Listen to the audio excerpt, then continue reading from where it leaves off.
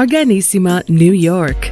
Your exotic skin, hair, and beauty source, and your one-stop shop for all your natural and organic skin and hair care, featuring authentic organic Moroccan oil and prickly pear seed oil and much more. Bringing you only the best, straight from the source and proudly produced in the USA. So what are you waiting for? Shop today. Arganissima, New York. Your beauty is our duty.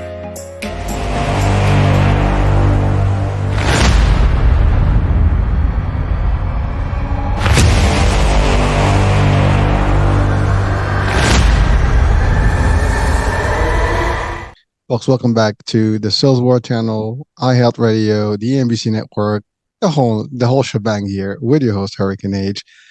Today, we're talking business, and we're going to deep dive in business strategy, leadership, with a returning guest who has enlightened us before in terms of business strategy, entrepreneurship, and all that. And he's back, and today he's with us because he just published 2 books, since we had him last year, and we're gonna really dig in and try to drill down on those books and the content. But it's powerful stuff. He's got the secret to next level, leadership and entrepreneurship. So we're gonna talk about those secrets here. Now, without any further ado, I have with me Alex Brueckmann. He is an entrepreneur, board director. He's an author, keynote speaker.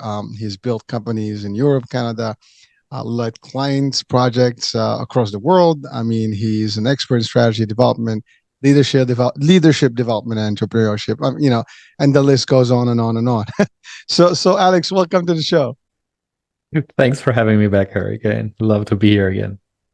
My pleasure, man. So exciting news, dude. I mean, some people publish 1 book in their life. You just put in 2 in the last year. So that's a milestone.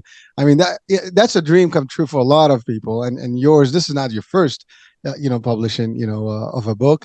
And I know we've talked about it before, but this is like, and I think I actually did put some promotion about the book a couple of months back on my Instagram. So if you're watching, just check it out. But we'll have also the link on this show, and but it's pretty good stuff. And I'm a corporate guy, but also I'm an entrepreneur. I am a leader, in my corporate world, but also a leader in my own business. And it is a tough place to be when you're a leader, when you are a business owner. There's so many things. Everybody thinks owning a business easy or leading a business easy, whether you're working for corporate or for yourself. Alex, until you do it for the first time. Yeah. Let's go there, because I mean that is listen, it is a dream come true. It is a great thing if you can manage it. But I just heard the other day somebody said that statistically 8 of 10 businesses don't make it the first 5 years. I mean that's a tragic statistic. So let's go about that, because I think it's important. We want to pump people. Yes, you want to get into the world of business. There's nothing. I mean, the small business is the backbone of the economy of a lot of nations, right? And there's big business, small business, mid-sized business, whatever it is. But it starts with little and goes up. But you can't go up until you start somewhere, and somebody's got to have an idea, whatever. But let's talk about what it takes to actually build a business and to have the mindset to start a business, as opposed to just working in leadership, let's say, for a corporate that's already existing, for a company. Each one of them has its own pros and cons, I would say, but I'm not the expert. You are. so Alex, I would actually say there. You are the expert because you do both of those things at the same time, and you can experience it every day, how different these things are. If we break it down, leading in an organization requires a completely different skill set. And I'm talking about what people often refer to as soft skills. I rather call them people skills. In my opinion, those are the real hard skills, because they're so hard to master. And if you run a small side hustle, for example, or even if it's a business where you might have a few employees, the skill set that you need in that situation, it slightly overlaps, but it has a lot of different elements to it. So and you already mentioned mindset. Mindset is a very defining factor for a lot of entrepreneurs. It's not about working hard. What I mean with mindset is more about how do you deal with setbacks, for example. The number of times you will hear no greatly exceeds the number of times you will hear yes when you run your own business. How do you deal with that? Not everyone's made out of, I would say, out of that clay that can deal with constant rejections. And you got to deal with it. I mean, at some point in my career, I had a hit rate of 80%. That took me years to get there. That means I had an 80% chance to get the job when I pitched for it. But you know what? There was a pretty terrible way that I had to walk before I get there. And you learn through failure. You learn through rejection. And entrepreneurship is, you mentioned those statistics, and they are terrifying. The reason why they are terrifying is because there are way too many people that don't think it through before they actually become entrepreneurs, before they start their own business. They don't ask themselves those tough questions. Can I actually deal with that rejection? Can I deal with setbacks? And other questions like, how much money do I actually have? Is my runway long enough to get the business off the ground? There are so many businesses that never see the light of day. People spend all their money on product development, all their money on marketing before they actually have their first client. Like it's just mistakes like that you will not have to make or deal with when you work a leadership job in a bigger business. There's enough, let's say, belly fat around you that when you make a mistake, you can take that body punch. It's not giving you the bruises right away or breaking your rib or even worse. So I think these are some of the biggest differences when it comes to comparing leadership in a bigger organization to leadership as an entrepreneur. Alex, thank you. I mean, I'm listening to you. My eyes are getting bigger because I really feel, every single thing you stated. And I know I've been there in both sides, right? Yeah. And I can tell you, and just to share, I mean, from a corporate perspective, as you said, it takes a long way to get where you are and to become, recognized in your field of expertise and be able to actually kind of manage things, right? And you're right. When you work in the corporate space, everything is pretty much set. I mean, if you get the right environment, the right leadership that you have, because everybody reports to somebody. It doesn't matter if you're an executive or just an entry level. At the end of the day, there's someone that you have to respond to.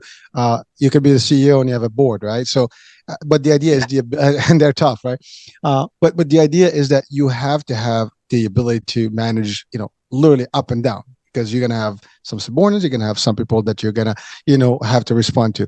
Either way, you have to have those skills, and that's a tough place. I mean, you had to deal with your partners in the business, other operations, and you have to be diplomatic. I think that works well sometimes.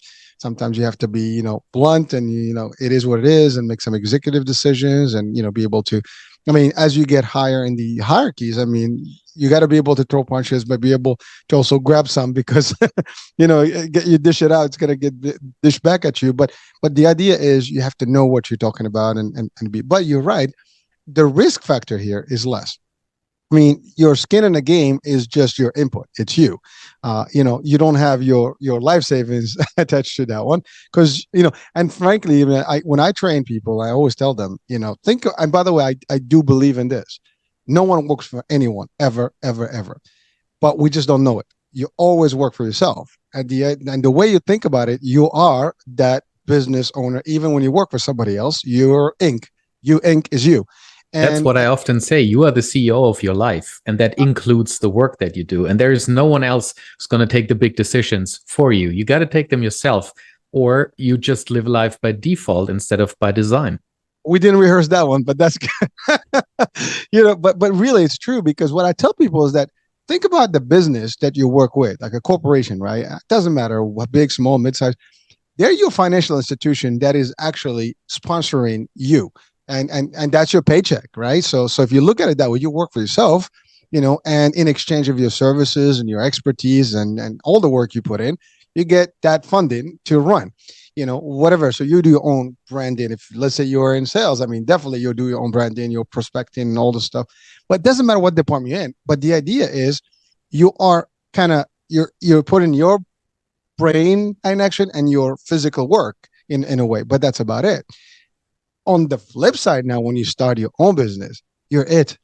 Not because you don't have the backing of that cushion banking finances, that the companies will provide for you. They do your marketing, they do your operation, they do your finance, they do your claims if you're in the medical field, they do all the other stuff, your IT. Well, guess what, folks? You start your own thing, you're it. You have to think about all that stuff. You're running your own ops, you're running your own marketing, you're running your own sales, you're doing your own forecast, you're doing your own budget. You come up with the concept, you got to put it together, you got to review everything. Especially when you're a small change. I mean, but again, your keyword you said there is, the runway, and planning correctly. The runway is going to run out eventually. The question is, are you able to figure out a way to get off that, runway sooner or later, or maybe find a way to extend it if you can, but that's a tough one. And I think the key to that is to understand, especially when you're a small business, the huge role that business strategy plays in that. And when I use that term business strategy, what I'm basically saying is, do I have full clarity about the priorities that guide my decision making? If you are not clear about your priorities, you will fall victim to shiny object syndrome all the time. You will take like half-assed decisions that will only cost you money. Instead of saying no, you say maybe sometime down the road. You are not clear. If you're not clear on what you want, if you are not 100% clear of how your business should look like in 12, 24 months, 3 years down the road, you will take the wrong decisions that just use up your resources. And as an entrepreneur, as a small business owner, that's mainly your time and it is your money. Now, money is kind of abundant. You will always find money, at least to a certain degree, as long as people believe in your vision. But if time is spent, it's gone. You can never spend a minute twice. So that clarity comes with understanding what business strategy is and how you use that concept in your business. Being a business strategist is an absolutely essential skill for entrepreneurs. It's the first chapter in my book, Secrets of Next Level Entrepreneurs, which talks about the essential skills and mindsets for successful entrepreneurs. At some point in your career, whether you are climbing the corporate ladder or whether you're an entrepreneur, there will be skills that no one has ever taught you that you will need at that point in time. So, and one of them is understanding how to craft a business strategy and what that entails and what elements are in there. Well, so that's the deep stuff. Can you run us through the elements of really an effective strategy for entrepreneurs? I mean, there are multiples, so at least some of the basics. I know the book highlights more of them, and we want people to actually kind of get the book and go through it. But let's highlight some of the key elements. And I love what you said is that you can learn a lot of stuff, but when you start your own, you're going to learn new skills, and you need to be able to learn new skills and adapt quickly. And you're right, even the money, you can find the money, but the time is definitely going to be, and there's a panic button that starts, occurring after a minute of not seeing your fruits, right? See, at work, that's why people are comfortable at work, right? At jobs, right? They just go, they know there's a paycheck, and they just do what they have to do, and they walk out, and it's cool.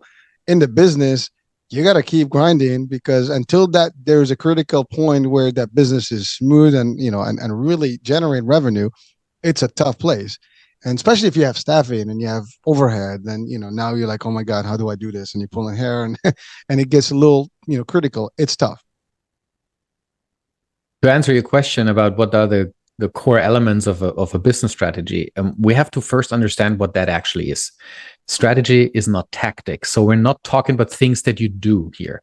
We're talking about the bigger framework under which or within which you operate your business.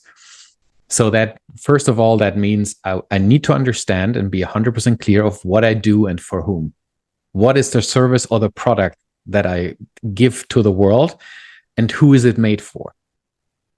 Terms like niche come into mind. So who am I serving, and with what? And with that, in that context, comes the question: what is the value that I bring, and how do I split that value? So value is way more than it's captured within price and within profit, of course, but there is perceived value and there's paid value. So understand the value that you bring to these clients. What is the unique problem that you solve and no one else solves better than you? And even if, what is your unique angle to that? So these are a few fundamental questions that you need to answer before you even think about how do you market your product. There are so many people out there that waste so much money on marketing without having a clear message and a clear product and a clear niche.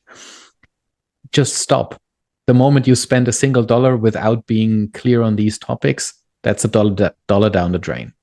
And there are so many people out there that tell you that if you just follow their system, if you just buy this, I don't know, whatever it is, and everything will be all right. Yeah, well, these people are very good at one thing. They are very good at niching down on who they serve, niching down on what they sell and how they sell it. They've done all that work. That's why you see all these ads. That's why you get invited to all these I don't know, maybe summits at the right point in time for you, because they know that you are the right person to talk to. And what they have to offer has value. Don't get me wrong, but it only has value if you have done your homework first. So before you ever think of marketing, think about strategy, because marketing comes way later.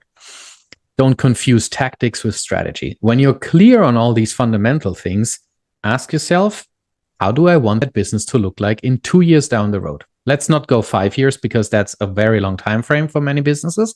But 2 years, that's kind of close enough to make it tangible, and still far away, let's say far enough away to get things done. It's 24 months you can work, right?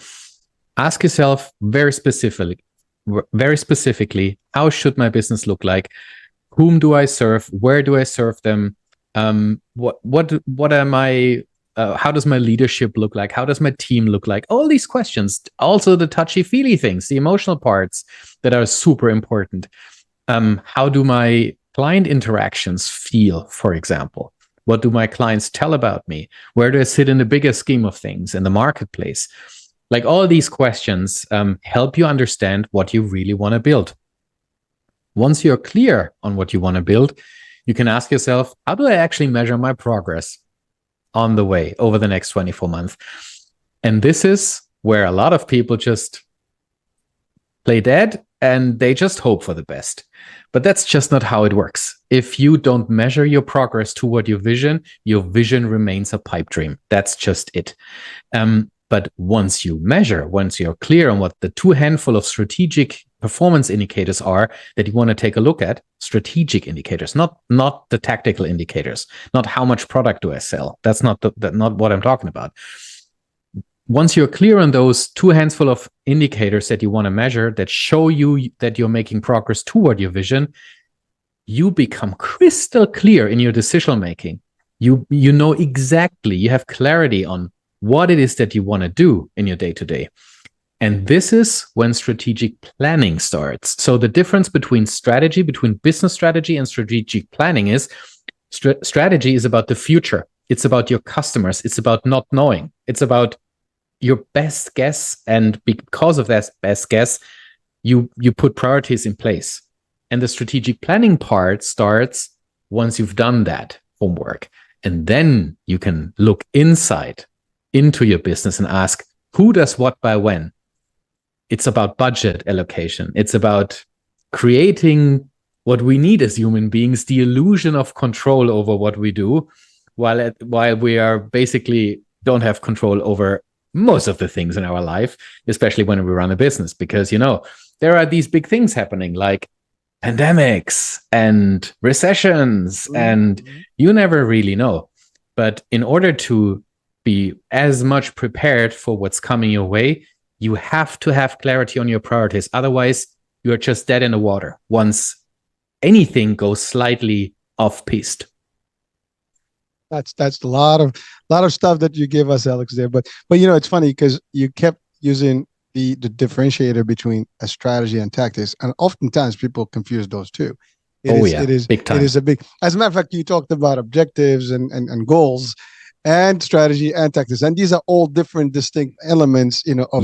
Actually, I use a document called like an OEGST, and really it's objectives, goals, strategy, and tactics, and each one of them. It's like the big, and then it goes into like the frame of the targets, and then you get into like what is the strategy used, and then finally the daily stuff, that the activities you're going to do to make it happen. And that's actually just the concept. Now it's execution. To your point, did you factor in everything that potentially can go wrong? And a lot of entrepreneurs, especially, they do this. Let's be blunt about it. Some people, they're tired of working for corporate, right? And they start their own.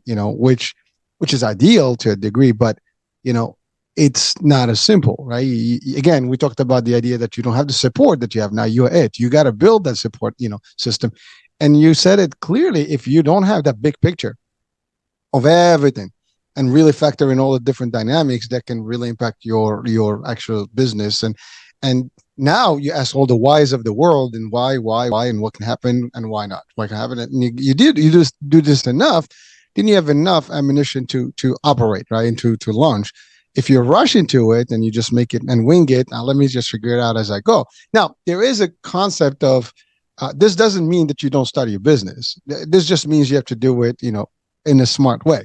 I mean, because some people will say, well, I'm not ready to start anything until I have it all figured out. I mean, there's the other strategy where you can't possibly figure out everything. As you said, you have to figure out the core business, right? I mean, am I getting that wrong or right? That is absolutely right. If you wait until you have everything perfect, the world has run 2 times around the sun and the world looks different than what it looked like when you started your thought process. So perfection is just the death of every strategy. You can always try to build or to let's say, to polish your business strategy here and there. But what you're actually doing is you're not making it any better. You're actually standing in the way of implementation. I would rather take an 80% ready strategy and implement it with everything I have and follow through rigorously. And I promise you, you will achieve bigger results and better results, and you will be more successful than trying to polish your strategy to the illusion of perfection. There is no such thing as a perfect strategy. Every time a client asks me that question, I'm like, you might not want to hear this, but there is no perfection in strategy. It just doesn't work because you can only do whatever you can do in a certain point in time.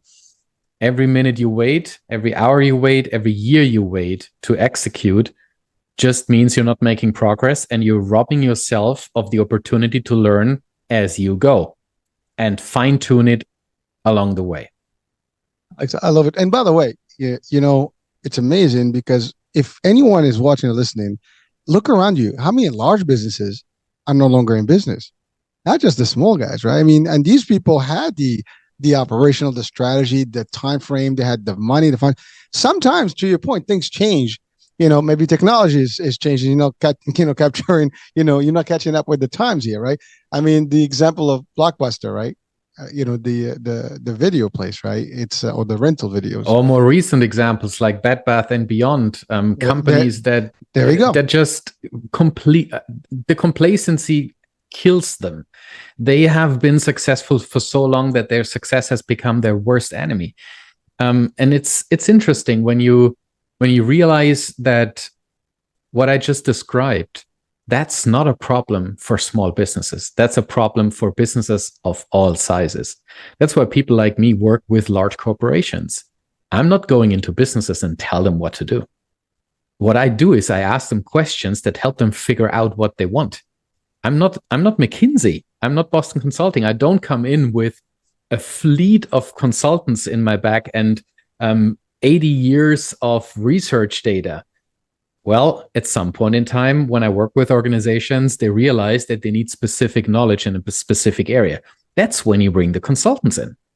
But the whole process is something different. The whole process, going with an organization through a strategy process, is way more than just business strategy. You have the unique opportunity to work on the foundation of the organization and to link anything from the purpose of the business to the desired impact that you want to have with the business, weave that into your business strategy, align your management systems around it, give individual contributors and leaders the skills that they need so that you can then empower them to take the decisions that are in line with your strategy.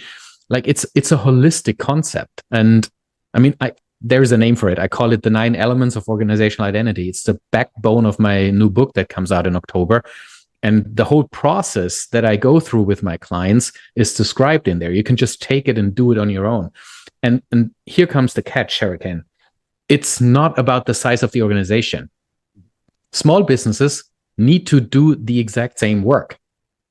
They are just so much faster and they can skip a few things that they don't necessarily need. But in the end, it's the same process. The question is, do you go through it in 2 months or does it take you 9 months or even longer for some organizations? But there is just no way around it. You can't skip it.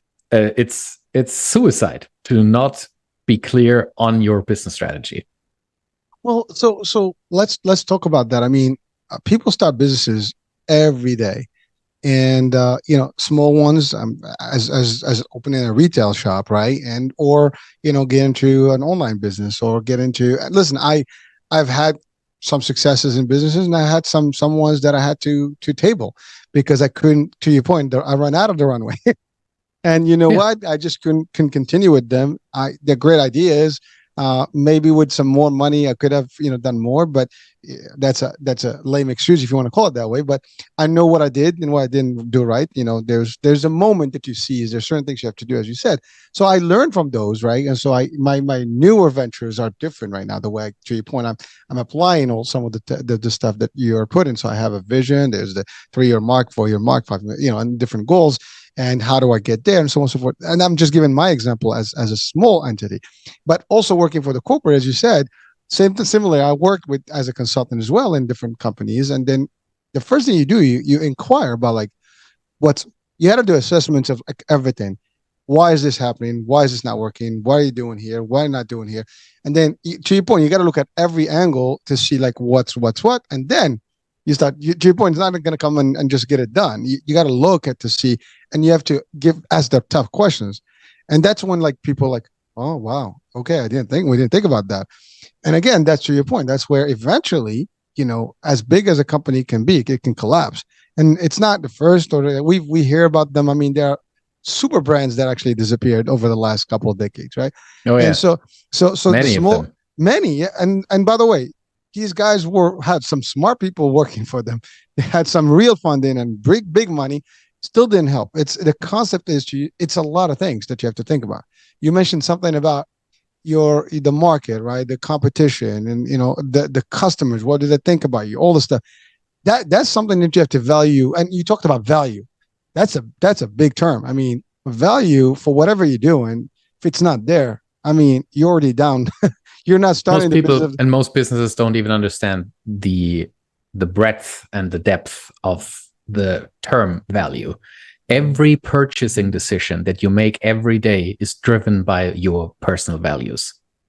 And if you are not clear as a business about that fact, you will try to sell something to people that have no interest in your product or services whatsoever, because there is no values alignment. As long as there is no values alignment, people do not buy from you. So you better start understanding the topic of values to a degree that is way more than hanging up a poster with your 5 corporate values in the hallways. That will become a hallway joke anyway after 2 weeks, when everyone is like, what's actually changing? Now we have values. Wow. I still feel like we are cleaning toilets. We are a facility management company. That's what we do.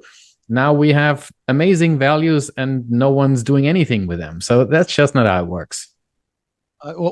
Alex, I love how you're straightforward about it, because to your point, that's how it has to be that way.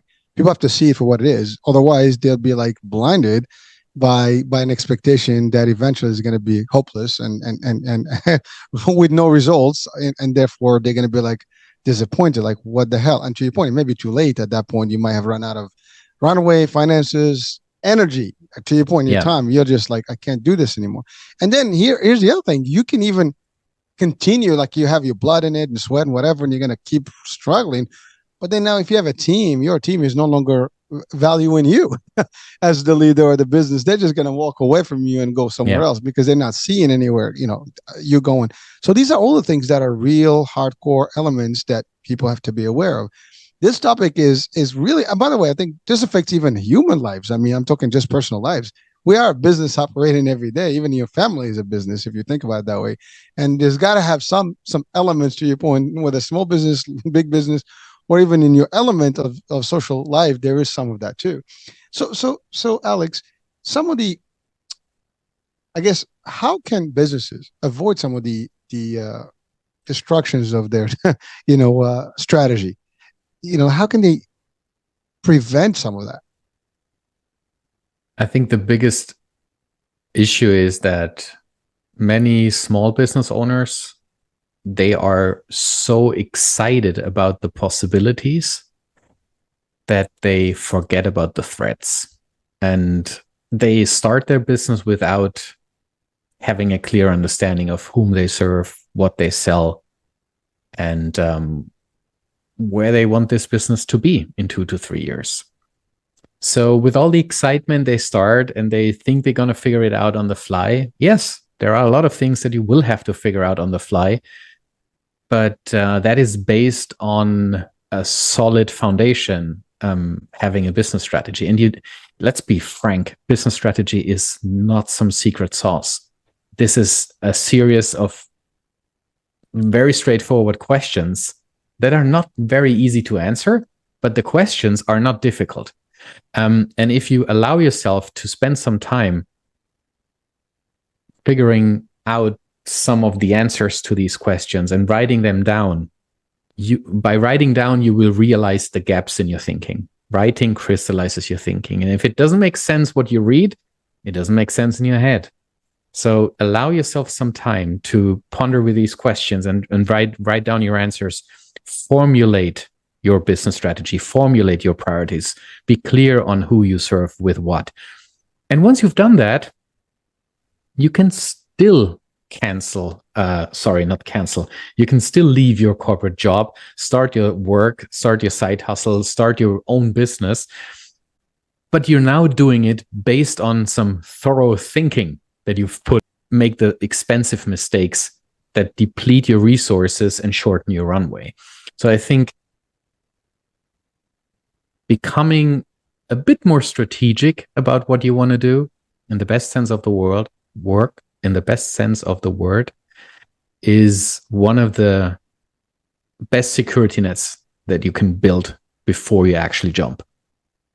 I'm listening to you, Alex, and it's funny because you mentioned earlier marketing or investing in stuff that you might not need, right? Like maybe a big overhead, a big office and huge equipment and top-notch everything that you might not even need at this stage. That could be as simple as a mistake where your funding now is completely like tied up to stuff that is not going to help you at this stage. I mean, this is the part of the strategy. What do I need now? What do I need like later on?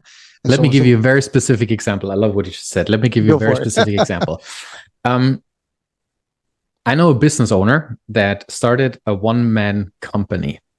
And one of the first things that the person bought was a full-blown Salesforce license for that business and spent like 4 figures a year on that license.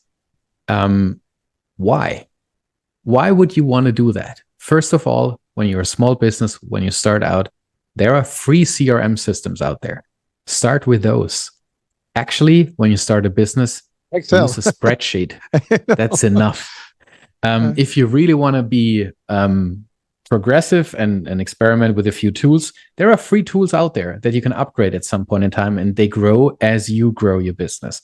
Why on earth would you spend more than $1,000 on a license for a software as a service that you will never need, that will actually be so complicated that you as a one-man show will never have the time to understand it because your focus is on different things? And that's just one example. Yeah, it's funny you mentioned Salesforce. I'm very familiar with it. I mean, I've actually used Salesforce for the last 15 years plus. And it varies from plan to plan, from business to business, and therefore you have to redesign and you have to understand it. And that in itself, it takes months and months to configure and get it done. So just, you can't buy it off the shelf. I mean, they do have some of the basic stuff, but you're right. I mean, if you're just going to do it to generate leads, I mean, you could do it through your website and have those or Google Sheets, and you can get yourself some contact sheets. Yeah, there's so many ways, to your point. But again, research, that's the part. Many people want to go into a business, but they don't do enough, I think. I guess research and learning about the aspects of whatever game they go in. I mean, as simple as, is there a place for me? Is there enough? Is there competition? Is there a need somewhere? Am I going to get, what's my penetration will be in the marketplace if I go in? I mean, these are things that you have to literally, I mean, I'm in sales, so we look at these things. That's kind of like my core.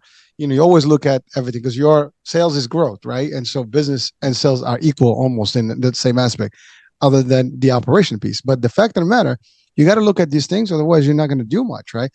You got to look at the operation. What can I do simply versus what I need, later? I mean, to your point, there's no rush. You can upgrade to any software you want. There's plenty of them out there, and they'll sell it to you in a heartbeat. So it's just a matter of finding.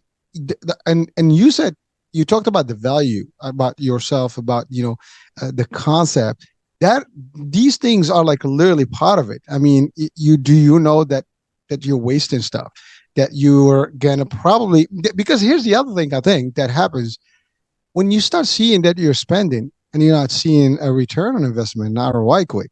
That actually inhibits your abilities somehow. And it will play a psyche play on you. And therefore now you're not happy about what you're doing. Your decisions are going to be hasty, and you start making the wrong decisions. See, that's like when you're in a panic mode, you never make a decision in a panic mode, you're mad. And that gets you mad sometimes. So as an entrepreneur, to avoid these things, you can do your pre-work and understand that these are the things I would not do, period and out. Again, I'm just sharing some of my own personal experience. And by the way, I made some of these mistakes myself. So, I mean, I'm guilty as charged, but I've learned, some of them, through the hard way. Some of them I had to, on the second comeback, I had to do better, and so on and so forth. But that's the thing. I mean, I started my first business literally in 1993, and it was a small thing, and I tried to dabble with it, and I failed it. And so, but it was something I wanted to do.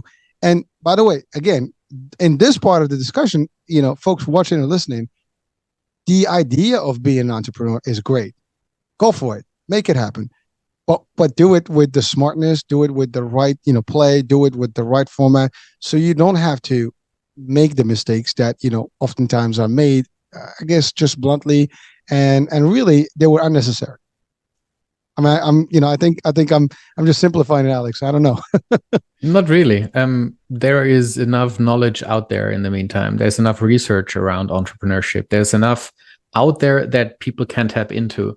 The problem always starts when people think they know it all, and when they are so excited about their idea or so just in love with their idea that they don't look left and right, that they shut out the critics, that they don't want to hear the questions that would make them reconsider certain aspects of what they want to do.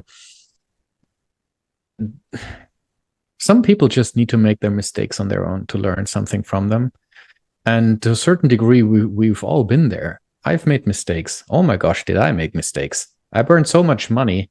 I wish I could have it back. Would make would make a nice little ride.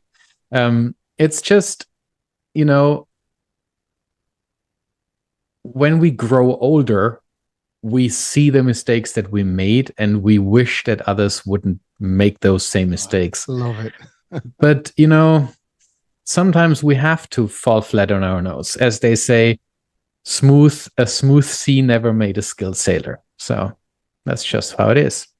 I love it. But you're right, though. I mean, you listen, sometimes you ask the question, is there anything you regret in life? I don't regret anything in life, but could I have done things differently? I think yes. I mean, there are a few things, as you said, there's many things. We throw money left and right. Sometimes we think that's the right investment. It's like, why did I do this? But you don't know that at the time. It sounds so good and it sounds so like real at the time.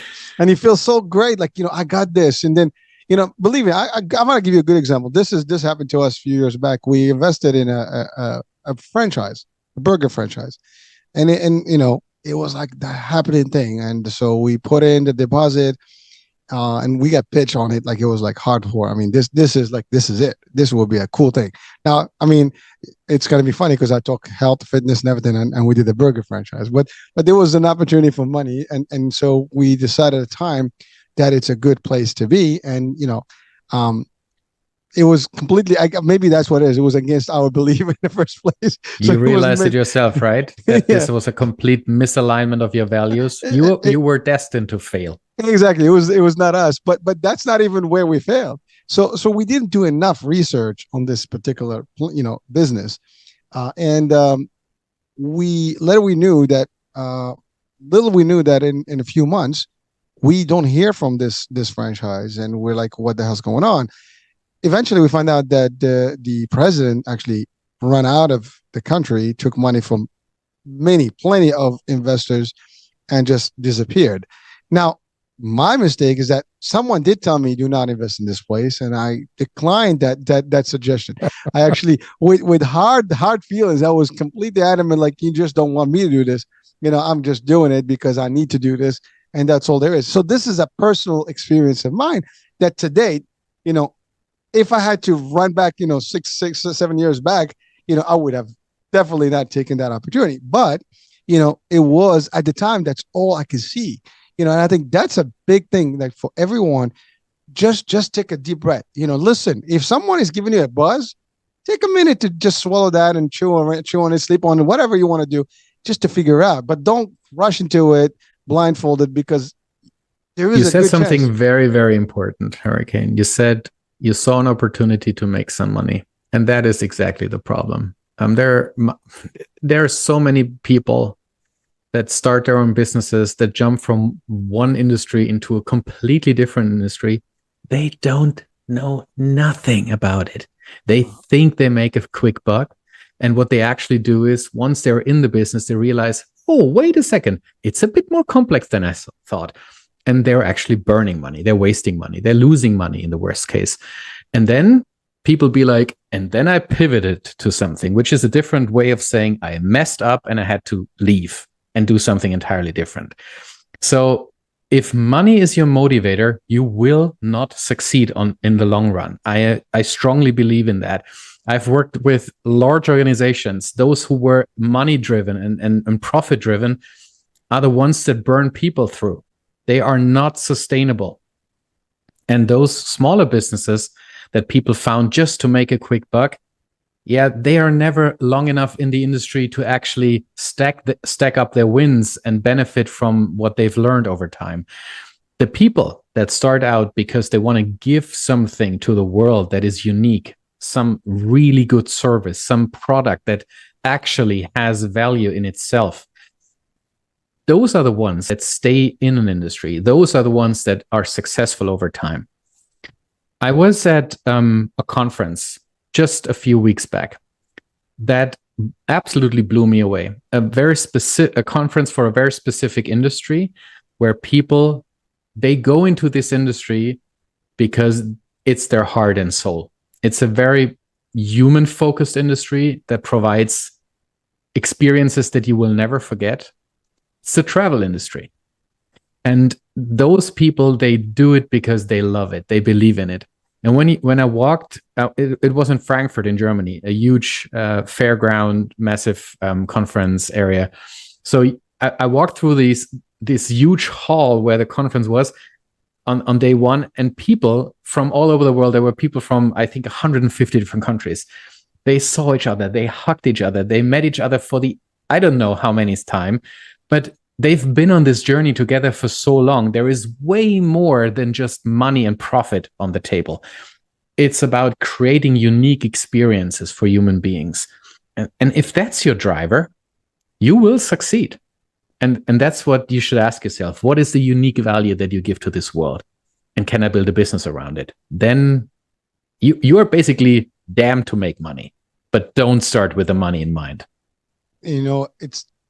I love what you said, because between that first experience of mine and what I'm currently doing is night and day. And I believe in what I'm doing right now. And my mission, my vision is really clear.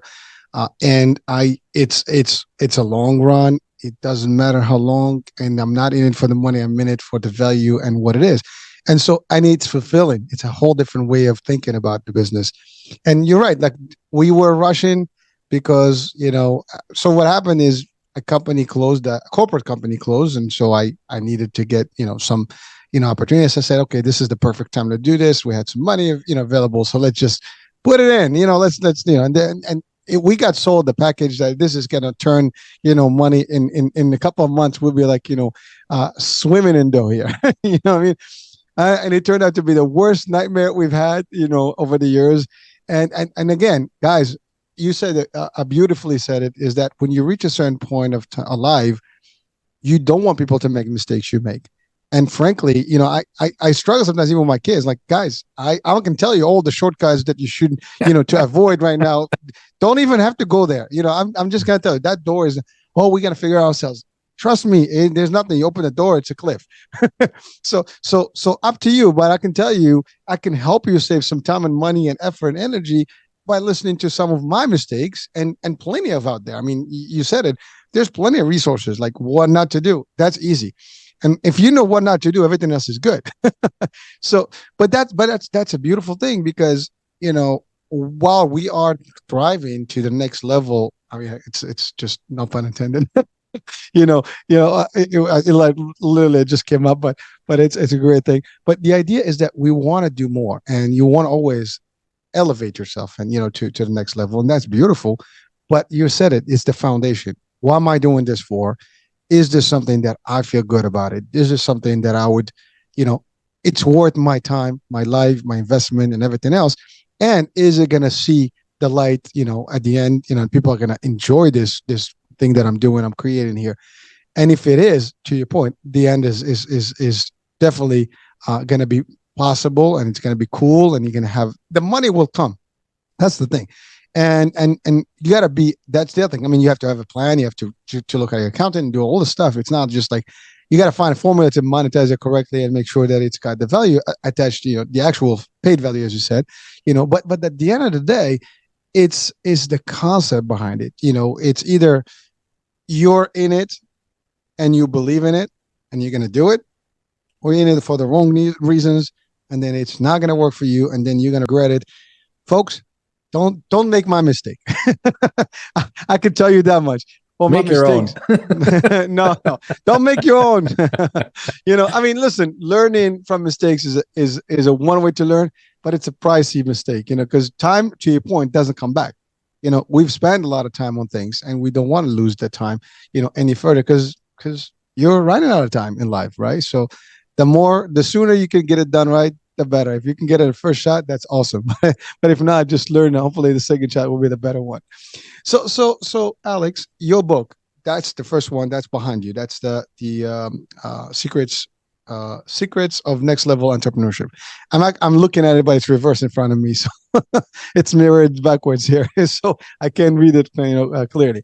But so that's one. And then you have another one coming up, you said, in October. Correct. What was the name of that one? That's The Strategy Legacy. It's a book that introduces the 9 elements of organizational identity as a framework at the intersection of strategy and leadership. And it comes with a process, including exercises and everything. You can literally read this book and just do it. You don't need me for it. You don't need anyone else for it. It's a book that was written for practitioners. So if you're building your business, if you're a corporate leader, take the book, read it, and implement what works for your business. As I said earlier, it's not the entire process is described in the book, but depending on the size of your organization, it's probably not the entire process that you really need. You need several elements. Take them and implement them. They will make your business more future-proof, more a better place to work at, a more conscious place as a physical or a virtual place. And it will be a testament to your leadership. That's why it's called The Strategy Legacy, because it helps you take your purpose, weave it into a business strategy, create real impact with it, and over time, that just forms and builds into your legacy. I love that word, legacy. And if you are planning a business, this is my thing now. Whatever I'm doing now, it has a legacy formula built in, meaning something that will be beyond not me in this life, and so that's what makes it sweet about, when you do it that way, you have something that will continue forever, and hopefully no one destroys it but beyond you, but at least you will leave, something that has something in this world that will resonate with people, that will help people. Now, this is going to be published by Business Express Press, and you've gotten some real recognitions. So can you talk about those? Oh yeah, I'd love to. My friend Marshall Goldsmith is actually on the cover, introducing and endorsing the book, which was a very humbling moment for me personally, because one of the books that had the biggest impact on me personally was What Got You Here Won't Get You There. The book came out in 2009, written by Marshall, and he has built, talking about legacy, he has built something extraordinary through his life. And there are also a few more high-level endorsements on the back of the book from people I admire for the work they contributed to this world. And I'm really happy that the book found more than 50 people already, that like practitioners, business people all over the world, that read the book in an early stage, provided feedback, and some of them came back to me and were like, hey, this is gold, I can use this right away, I don't even have to wait until the book comes out. So that's for an author, this is kind of the biggest compliment that you can get. It is. It sounds like it's a roadmap to really leaving a legacy and building the right business from the get-go. And to your point, it maybe not 100%, but it's going to get you all the framework, all the foundations. You can put your decor as you want. Think about it that, right? But the basics of how you can get to the next level is there. So that's the new book, and that's the newer one coming up in the fall.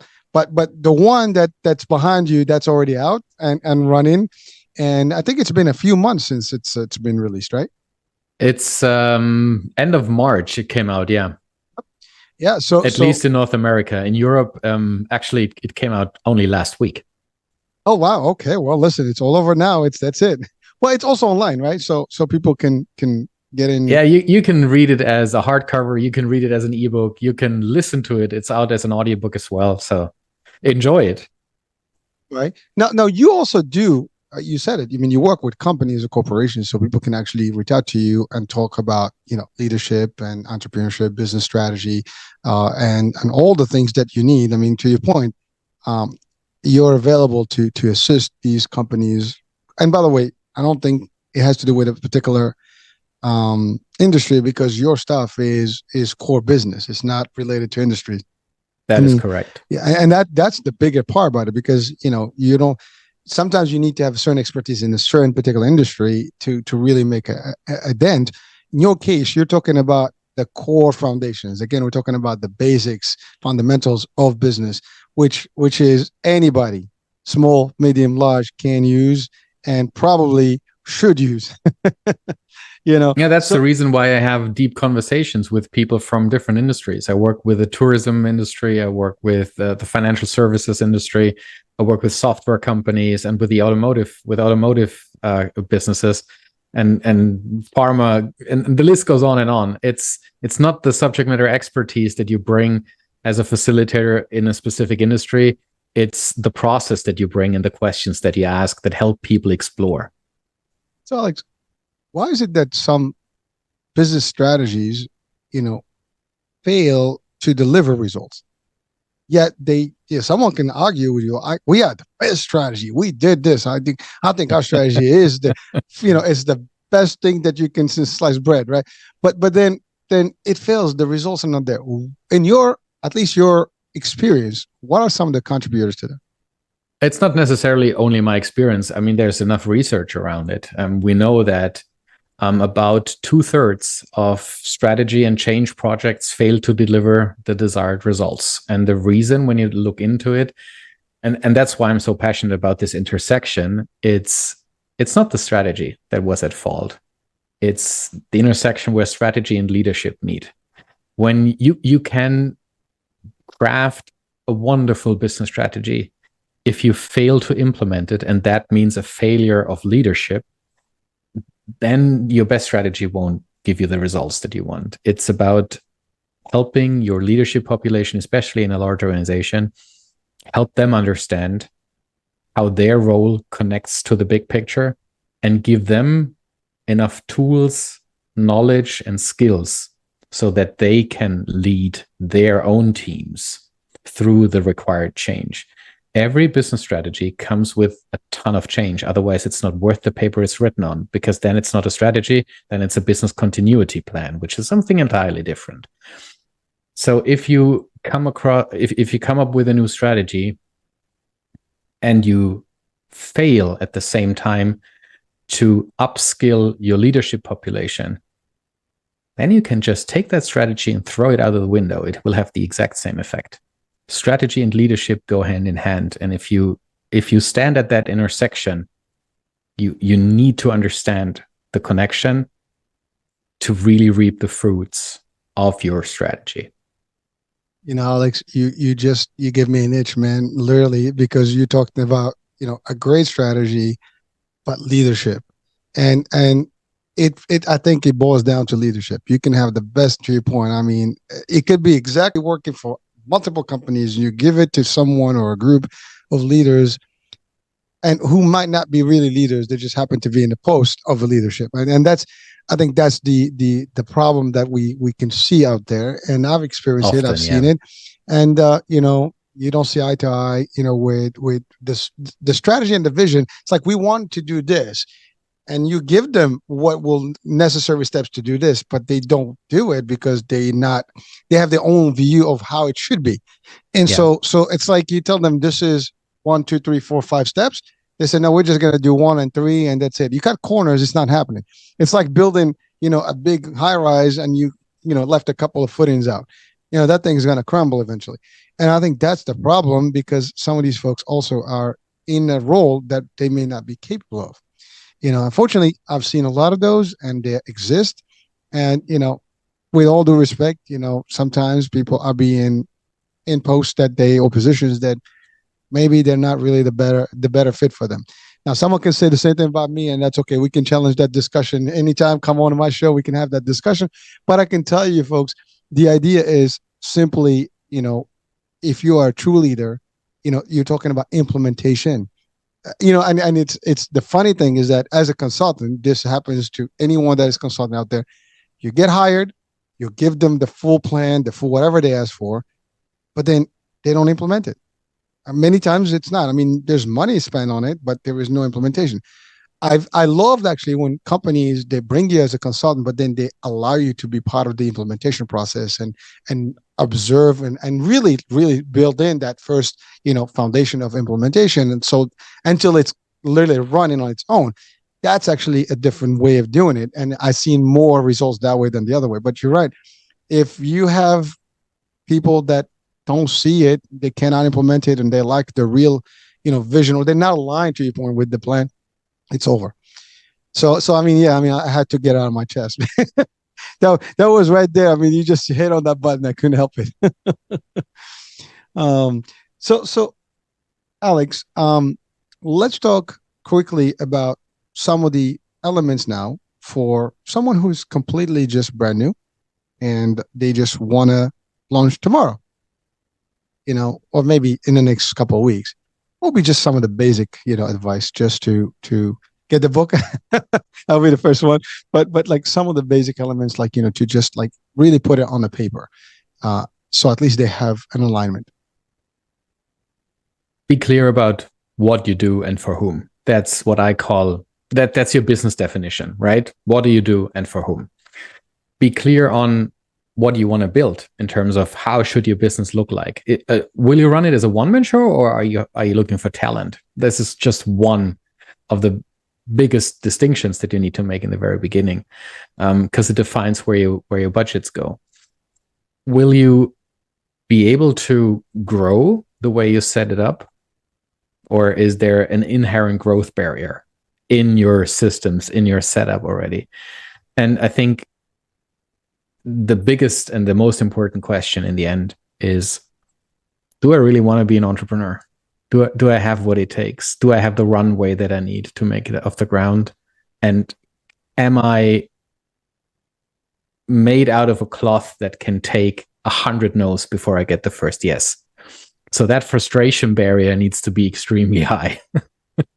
Alex, we started almost with that same element, and we're almost closing with that one. But that is the biggest part: is do I have what it takes, the stamina, and will I be able to really maintain? Because that's the biggest question. Because if you think that you're gonna do this overnight and it's just gonna be over, it's a long run. It's a marathon. I think that's the biggest thing. And I love that question. Am I really built to be an entrepreneur? Not everybody is, although we are entrepreneurs in our lives in a way. But am I really someone that can be autonomous as an entrepreneur, or someone that should be just within a frame of work such as a corporation and be able to run maybe a division or something? And that's a huge, I think, question to be asked, and really the differentiator whether this is going to make it or not. So, dude, I don't know how we did for the hour, but I have no idea how it went, but time flies. I know, and it doesn't come back. But at least with this, we left a legacy, man. This is it. I have to say, listening to this show with you and your advice and it's 1 hour. We've covered so much stuff that if anyone just listens to it and takes it for what it's worth, maybe I guess couple it with the book, which I'm sure it's affordable and accessible. This could be the differentiator in the way they can see results, and maybe they come back and say, "Hey, Alex, you did this. I'm doing great because I followed your stuff by the book." Literally. So Alex, it's been so much fun. A true pleasure having you back. Maybe we'll have you back again, next year. Maybe God knows. The next book is around the corner. There you go. And we can talk more, and we can talk strategy. We can talk more stuff, maybe like the true leadership and what makes a true leader and so on and so forth. There's more things that we can help people and guide them. Now, again, when I talk, many people don't know my background. They might just think I'm just a talk show host here and I just mumble, and I do that too. But I do have some back business that I've acquired over 30 years. And I just said some of my own, some of it is probably valid. If maybe some of it is not to some, it's okay. I'm not, sweating that. But my thing is not about me. It's about my guests. And Alex is definitely, an expert in what he is talking about. He is well established and has plenty of results that have been, essentially clear and established out there in the world. I mean, not just in Canada or the US, it's all over the world. You mentioned how, what was it? You said Frankfurt, right? Yes. Yeah. So, it's literally in Europe and all over the world. And, I am so proud of what you're doing, dude. And, just keep up the great work, man. Helping people. Thank you so much, Hurricane. I appreciate being back in the show again. All right, man. Thank you so much. So, folks, hope you had fun with us and you picked up some good things here. And just listen, share the wealth, right? And also, you will have the link of where you can get the book or the books rather. So just check them out. You'll have the website. You click on Alex's picture on my website. It goes right to his stuff. So, do that. That being said, I'm Hurricane H. Thanks for watching, for listening in, and we'll be talking soon. New day, new show, new guest. For now.